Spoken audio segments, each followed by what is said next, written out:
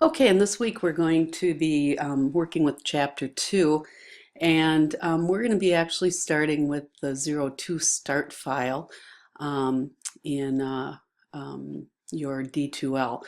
And before we get to that, there is an article here on vector versus raster images.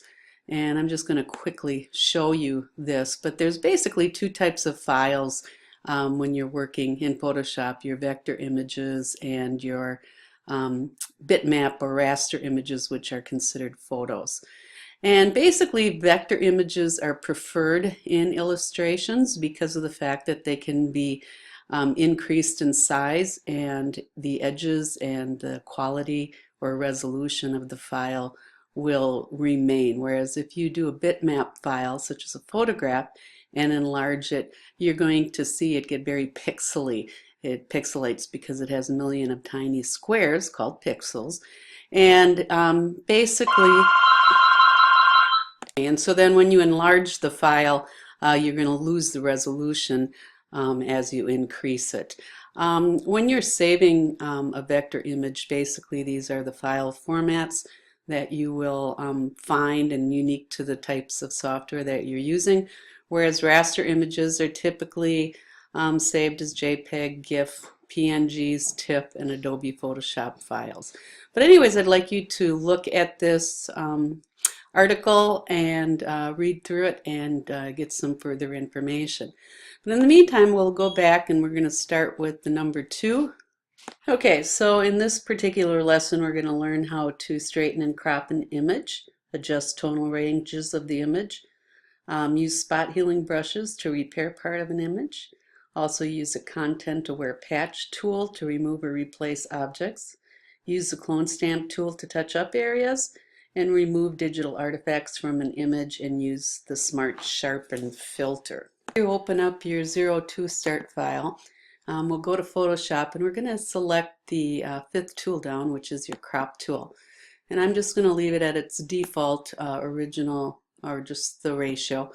And what we want to do is we want to put the dimension 7 by 7 in the boxes here.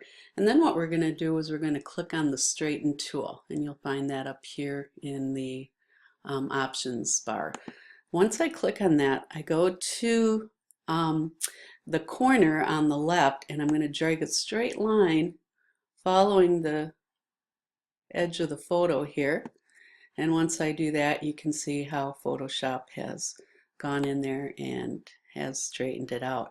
Now you can leave the frame here, you can make a new frame, but basically what you're going to do is just move it in. And you can see that you can also move it around as you're working with the photo as well. We'll just go from the corners here. And when you get it set up, you can do several things. You can either commit it by clicking on the check mark here, or as I do, it's just a little quicker, double click the photo and you'll see your cropping. And I had a little bit left here, but we can go ahead and fix that as well, bring it up a little bit.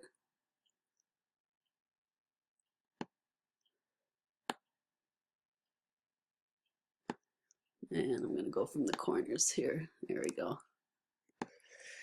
Okay, so go ahead and move our photo around, and once I'm pleased with it, then I'll double click it. So this is a photo that we will be working with. You can see that it has some scratches in it, and there's some dust, and there's some different things that we're going to be doing here. So the next step that we're going to be doing here is we're going to actually open up a panel, and it's called the adjustment panels. And one nice thing about the adjustment panel is that when I am working in Photoshop and wanting to make adjustments, basically if I do an adjustment panel and make an adjustment, it's something that I can always go back and revise or change or even take away.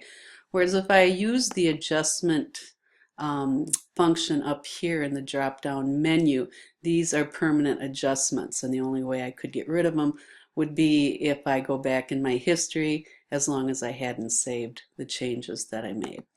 So the first adjustment we're going to make is we're going to adjust the color and tone. And so we're going to go to the adjustment curves here. And basically what you see is a properties panel will come up, and you can see over in the layer panel here, you have the adjustment panel on top of our layer here. And there are eyedropper tools here. And what we're going to do is we're going to select an area that we feel is most closely related to being the best white color in the photo. And we're going to click on that to adjust the color balance here, because we can see there's been some fading and discoloration going on here. And as you see, I clicked on the white stripe of her dress, and it dramatically improved the overall quality and color and image tone of this photo. Another thing we, in the adjustment panel, and we'll bring that up again, we have what we call levels. And what we're going to do is we're going to make another layer here where I'm going to actually improve the overall tone contrast of my photo. And you can see these little sliders here on the adjustment properties panel, and you have like a black triangle, a gray triangle, and a white triangle. And basically these controls the amount of blacks, white, and midtones, basically highlights, shadows, and midtones in your photo. And once we are pleased with our overall levels of the photo, we're going to go ahead and go File, Save As, and just call this, once we get the save thing up, you can just save it as a start, but why don't you go ahead and save it as a Photoshop file so you retain the layers here as well. TIFF will also save the layers, but we're just going to save it here as a Photoshop file. And we'll hit Save As and OK. So you have this to put into your electronic portfolio. And so then we're going to go on to doing some restorations, and basically the restoration tools, and I'm going to zoom in here so you can see what some of the things that we're going to be doing here. And again, by holding down your space bar, the hand will come up when you're zoomed in, and you can move your image around. But anyways, over here in the restoration tools, it's the 7th tool down, and you've got spot healing brush, and you also have the healing brush tool. These tools are very similar in that the spot healing brush tool will actually look at the colors and the texture of the surrounding area, and will make a judgment as to how to fix that layer. Now you have to be on the layer again, and as you see, I'm on an adjustment layer, so nothing happened there. And again, you can increase the sizes of your brush by going to the bracket keys next to the keyboard letter P. And I'm just going to increase this a little bit, and as you see, I'm just going to go down, and you can see kind of a dark line showing up. And it actually does a fairly decent job with the sky here. Now, one thing you're going to have to be careful about is when you get to areas where the color changes, such as the dark trees here and the light sky, what's going to happen is the closer you get to this area here by the trees, it's going to try to include those dark colors in there as well. So you just want to kind of be a little careful when you're getting down to that level. And again, you can go ahead and go through it, and you notice you got a lot of dust and things like that on here, and you can go ahead and just kind of fix what you can here. And it does a pretty good job on these bricks as well. I personally like to work in short strokes when I'm using this tool. Another thing is I don't like to use it on skin, faces and that type of thing, because it tends to blur my image out a little bit. So I'm a little careful where I use it. But again, you can just do little spots as well. And as you can see, we're getting pretty decent results here. And I'm just going to go ahead and move the properties and info panel over here. And I'm just going to go ahead and kind of take a look. We've got some dust going on here. This was probably some lint or something that was in the scanner. This is a common problem that you'll find when you're working with scan photographs. So as I said, that these tools work very much alike. The healing brush tool is just a little bit different in that if Photoshop isn't doing exactly the type of color and contrast you want, you can actually tell it what colors you want it to look at by holding down your Option key. And so I'll go back to the second one, the healing brush tool, and I'm going to say, okay, I'm going to hold down my Option key and I'm going to click my option thing there, and you can look where it's actually made those little stripes because I copied that particular area. And I'm going to go ahead and hold down my Option key, click my mouse again, and go ahead. And so it's a very useful tool when you're working with specific areas that you want to look more natural. And like I said, you can see how it just kind of works as copied the whole thing here. So, and I'm going to go ahead and hold my Option key up here and go ahead and fix that sky there. Here you got the line, hold the Option key down. And again, you can just do short strokes.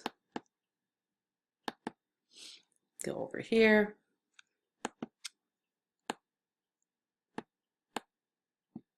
And so on and so forth. Okay, the next tool, and this is the third tool down, called the patch tool. What we're going to be doing is we're going to be removing this boy here and just making it so that we just have the wall here and kind of the building. And the way I do that is I'm going to go up to the patch, and we're going to actually use what they call a content aware patch. And then I'm just going to take my mouse and my patch tool, and I'm going to make a selection around this boy, and I'm going to include the shadows here as well, because we want those to be as closely related to the wall as possible. And then once I do that, I'm going to move my image over till the boy is out of the scene. And presto, I can go Command D and deselect, and I have my wall there, and I can go in there and do adjustments. Now, I did kind of go just a little bit over, so I could go Command Z, or actually I would have to go back to my history, and I can move it and just make sure that I have it aligned right up there. But this is kind of a nifty little tool to use, and you can do this, for other things too. I could go over here to this line here, and again move it by keeping them all alike, and presto, I have my scratch that was there, and it's gone. And I can do the same thing here, and again you got those little ridges there, so you kind of want to get them to blend in together. So the last tool I'm going to show you here is called the clone stamp tool, and this also works where you tell it Photoshop what you want it to look at, and basically I'm going to be trying to fix this area in here. And so I can see I got the door there, and I'm going to go ahead and just kind of click on the wall here. And I'm going to hold down my Option key, and I'm going to click this area right here. And now I'm going to move over here, and what I'm going to do here is I'm going to kind of match it up so I've got kind of my windows where I know that they're going to be here. Okay, and I'm just going to go ahead and line these up. And it's not bad. I can go in there and make some readjustments as well. But you notice how now I've got kind of that wall looking pretty good, and I can definitely, lower the size of my brush and get in there and do some little adjustments such as this, and kind of bring that more down. But for most purposes, this looks pretty good right now. So I do have this little space here that I just noticed.